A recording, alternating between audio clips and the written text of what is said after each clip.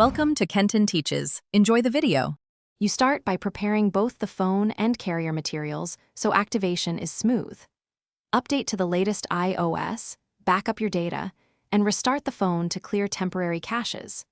Once done, insert the physical SIM into the tray and make sure the eSIM information from the second carrier is available as a QR code, activation code, or within the carrier app. These steps save time because you'll switch from hardware setup directly to digital activation without interruptions.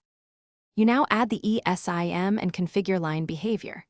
Go to Settings, Cellular, then add eSIM, scan the carrier QR or follow the carrier app prompts to download the profile. After activation, label each line so you can tell them apart, primary, secondary, work, or personal, and set the default for voice and SMS.